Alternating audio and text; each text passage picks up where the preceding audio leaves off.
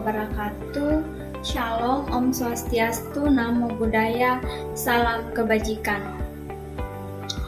Perkenalkan, nama saya Wahyuni Kristianti dengan NIM 220208501028 dari kelas 04 S1 PKK dari jurusan Pendidikan Kesejahteraan Keluarga Fakultas Teknik Universitas Negeri Makassar. Saya membuat video ini dengan tujuan untuk memenuhi salah satu tugas kuliah saya, yaitu tugas dari mata kuliah IKK Sosiologi Keluarga dengan dosen pengampu Ibu Dr. Randa Haji Syamsida MPD.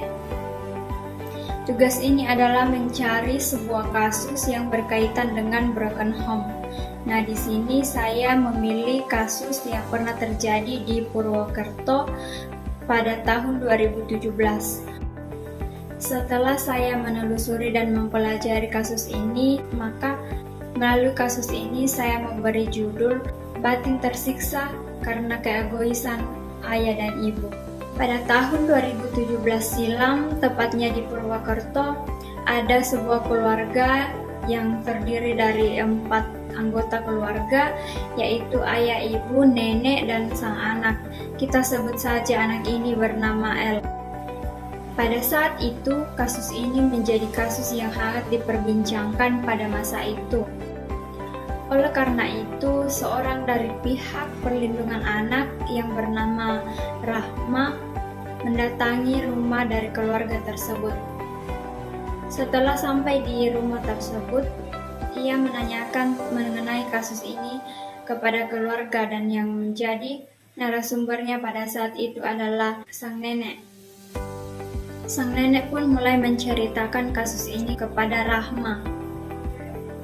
Ia menceritakan tentang keluarga ini. Dahulu keluarga ini adalah keluarga yang harmonis, bahagia, tidak ada konflik dan tidak ada perpecahan. Walaupun ada konflik, tetapi konflik tersebut masih bisa diselesaikan secara baik-baik. Ayah L memiliki usaha pabrik tempe dan tahu. Usaha ini telah berdiri jauh sebelum L lahir. Bulan demi bulan usaha ayah L mulai maju dan berkembang. Dan setelah kelahiran L, usaha ini semakin berkembang.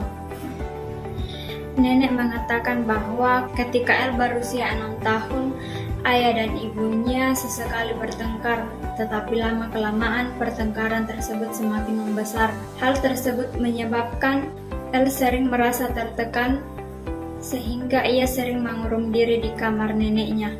Ketika L sudah berumur 7 tahun, artinya L sudah menginjakkan kaki di bangku sekolah dasar. Pada saat itu ibu L mendapati ayah L berselingkuh. Akibat dari perselingkuhan sang ayah, pertengkaran antara ayah dan ibu L semakin membesar dan terus terjadi setiap hari.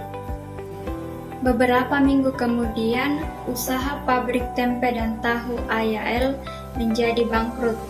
Oleh karena itu, pertengkaran yang terjadi setiap hari semakin membesar. Bahkan, L menjadi sasaran kedua orang tuanya ketika pertengkaran tersebut terjadi. Akibat dari pertengkaran yang terus terjadi setiap hari, tetangga-tetangga mereka pun merasa terganggu. Sehingga kadang ada tetangga-tetangga yang menegur mereka, tetapi pertengkaran mereka terus terjadi. Hingga kemudian karena pertengkaran tersebut tidak dapat lagi mereka selesaikan, maka mereka mengambil jalan untuk bercerai. Perceraian tersebut terjadi ketika L berusia 10 tahun, artinya L sudah berada di kelas 4 sekolah dasar. Kemudian sang nenek melanjutkan ceritanya.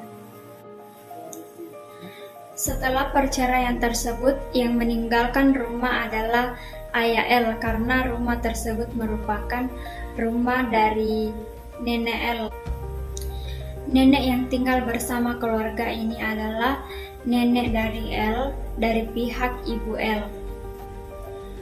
Bulan demi bulan berlalu, perekonomian di keluarga L semakin menurun. Oleh karena itu, ibu memutuskan untuk berdagang kue dan El juga ikut membantu ibunya menjual kue di sekolahnya.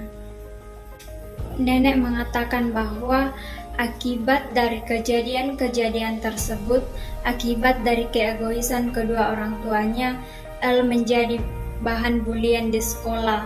Karena menjadi pedagang kue, di sekolah El selalu mendapat bulian dari teman-temannya. El juga kadang mendapat bulian dengan teriakan tidak punya ayah. Oleh karena itu, lama-kelamaan El sudah mulai tidak tahan dengan bulian tersebut sehingga ia memutuskan untuk berhenti bersekolah. Nenek berkata, setelah kejadian-kejadian tersebut, El selalu mengurung diri di rumahnya. Ia tidak mau lagi keluar bermain bersama teman-temannya, bahkan tidak mau lagi bergaul dengan teman-temannya. Nah, dari kasus ini, solusi yang bisa saya berikan adalah yang pertama, setiap anggota keluarga harus memberikan rasa nyaman terhadap anggota keluarga yang lain. Kemudian yang kedua adalah rasa cinta dan kasih sayang terhadap anggota keluarga harus tertanam dalam diri setiap anggota keluarga.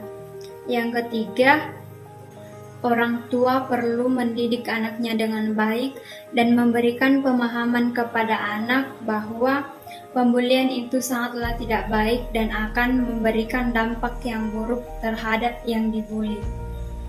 Solusi terakhir dari saya adalah pihak-pihak dari perlindungan anak, bahkan pihak-pihak yang terkait, seharusnya memberikan sosialisasi kepada orang tua mengenai dampak dari perceraian, terutama bagi anak, dan juga memberikan pemahaman bagaimana cara mendidik dan mengajar anak dengan cara yang baik dan benar. Itulah sedikit penjelasan dari saya. Semoga melalui video ini ada manfaat yang bisa kita ambil, terutama bagi orang tua. Marilah kita memahami apa saja dampak yang bisa ditimbulkan dari perceraian akibat keegoisan kita, karena dari hal itu dampaknya sangat dirasakan oleh anak. Juga bagi orang tua, marilah kita mendidik anak-anak kita dengan cara yang benar, bukan cuma kepada orang tua, tetapi kita juga sebagai kakak atau siapapun kita yang menemukan kasus seperti ini, marilah kita memberikan solusi atau jalan keluar agar permasalahan seperti ini tidak terjadi lagi. Sekian dari saya, kurang lebihnya mohon dimaafkan. Assalamualaikum warahmatullahi wabarakatuh.